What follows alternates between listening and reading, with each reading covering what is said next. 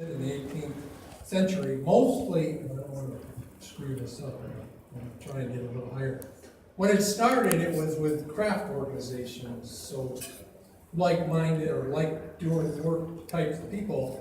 In the beginning, it was only, what they focused on, they pooled the money together a little bit, and they'd help if people back then were thrown in jail for indebtedness, or if there was a serious illness or death. That was the extent of it. But in the 1820s, then unions started organizing together and trying to band together to try and improve the economic benefits to their members, and at that time also started getting involved in independent political activities, and then political labor parties brought attention to social and economic problems of workers. When you say employees, I'm going to call them workers. That's my lingo, but it means the same thing. And their efforts led to legislation that, at that time, the issues prohibited imprisonment for debt, which was a big deal back then, and established a 10-hour workday for women and children. I imagine in these times, kids working 10 hours a day, right? We wouldn't stand for it, but back then they did.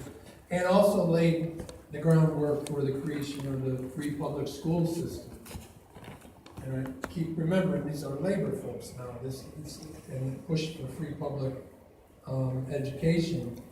In 1886, the labor movement became more insular, which I could correlate to some things today, but then the skilled workers in these craft unions focused more on bread and butter issues, insular to them, and issues like securing better wages and working conditions, and then at that time pushed for an 8-hour workday, and didn't focus on or even pay attention to anything outside of their own individual interests. In the 1900s, at the beginning of the 1900s, there was disunity in labor because some folks didn't like that insular, only take care of ourselves position, and that's when there was socialists and communists coming in and into the labor movement, and then there was those who were somewhere in between. As a result of that rift in philosophy, 8 unions broke out of that AFL and started something called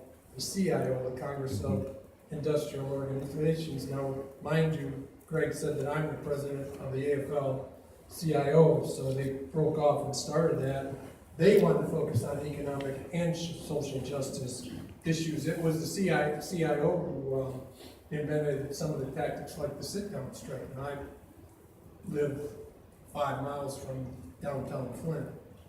That's the labor history. There's monuments to the sit-down strikers in Flint, and the union movement, because of that, took off. Then came the Great Depression. There was widespread unemployment, which again drove down union membership and power. Now, mind you, I could make a whole speech about the correlation between union density in this country and power for working people, and it goes up and down. And then came Franklin Roosevelt, pushed for the New Deal, and with it we had a lot of social reform programs like unemployment insurance, Social Security, and a whole lot of pro-labor legislation came during that time. There were a lot of labor people who were put into Roosevelt's administration.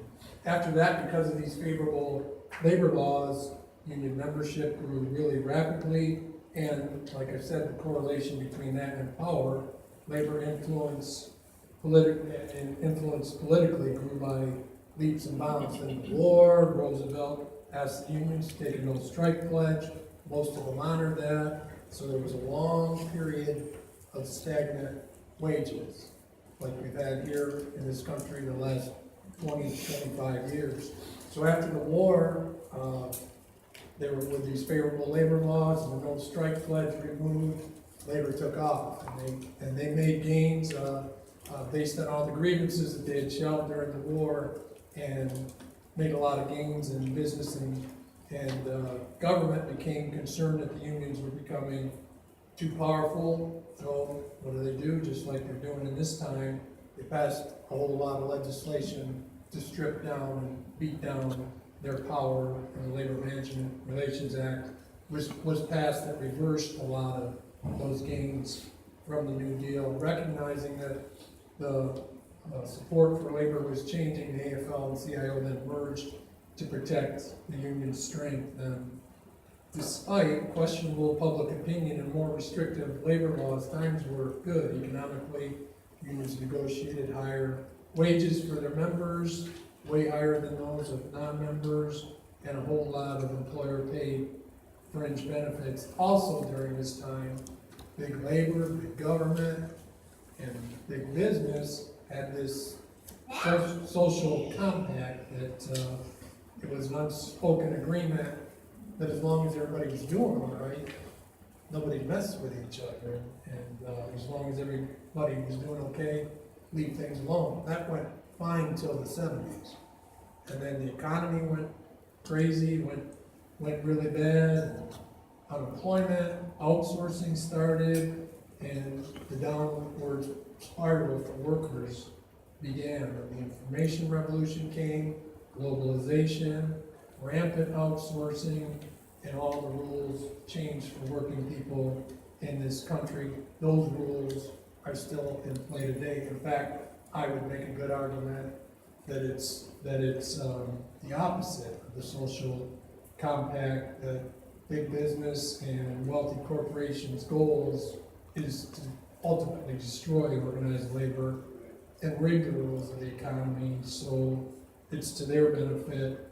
And to do that, they also want to control government, which frankly I think they're doing a pretty good job of right now.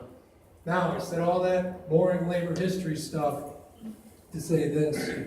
Although our history shows there's cyclical gaps and ups and downs for organized labor, and we've been down for quite a spell now, I think politically we stand once again on a pretty precarious tipping point for the labor movement and the progressive movement in this country. I'm proud to stand here. I've got great optimism for the future. I think it could go either way right now, depending on what happens in this coming election and maybe the next one after that, because after all these recent attacks, the labor movement is not just strong, it's growing. In Michigan, the past 8 years have been devastating for working people in this state. It's been marked by one legislative attack after another on working people and working families and the progressive agenda. And these attacks have been large scale. There was increased taxes on working folks and retirees. We implemented a retiree tax, which we never had in this state, all to pay for a $2 billion corporate tax cut. And in my mind, the economy is nothing more than a set of rules, and it all comes down to a buck. And that buck, the argument is, who's in power to make those rules, whose dollar that buck goes in. And my simple-minded way, that's what this all comes down to. But they passed right to work, and that was with no other intent other than to starve out unions and try and strip our power, repeal prevailing wage. I could go on and on and on. They attempted death by 1,000 cuts for the freedoms of public sector employees, one piece of legislation after another, and then with the change in administration at the federal level, it brought its own series of attacks on working people, the nomination of not one, but now 2 Supreme Court justices, both with a history of siding against labor and progressives. The first one was the deciding vote on this Janus ruling, which effectively made right to work the law of the land for public sector employees across the whole nation. They implemented a series of executive orders which undermined collective bargaining rights of federal employees and halted some modest cost of living pay increases for these same workers. Passed that federal tax cut that almost singularly, in my opinion, helped the super wealthy and corporations. They just overturned some overtime rules that were put in at the end of the last administration that's going to cost Michigan workers $37 million in overtime pay alone this year. Despite all that, despite all those attacks, union membership in Michigan is still growing. In 2017, we gained 52,000 new workers, union workers. Yeah. That number is huge. I mean, every year we'd go up 5,000, down 5,000, 52,000 just last year. We got more union members in Michigan now than we had before Snyder signed right to work into law in 2012. Across the country, there were 262,000 new union members who joined the labor movement in 2017. The best news out of all this, in my opinion, is 76% of those new members were under the age of 35. That's where my optimism comes from. Yeah.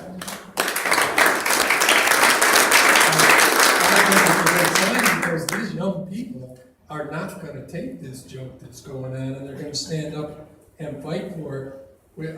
Public polling shows that younger workers are very supportive of unions. Nationally, support for unions is at a 15-year high with 62% approval.